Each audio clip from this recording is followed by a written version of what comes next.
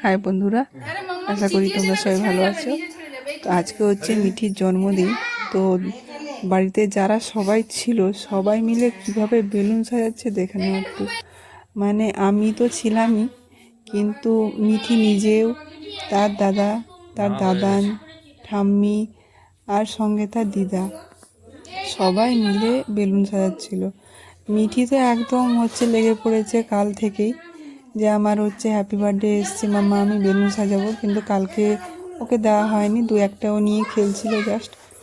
কিন্তু আজকে যেই সকালে শুনেছে যে আজকে বেলুন সাজানো হবে, ও সকাল থেকে বলছিল মাম্মা বেলুন কখন ফুলানো হবে, কখন সাজানো হবে।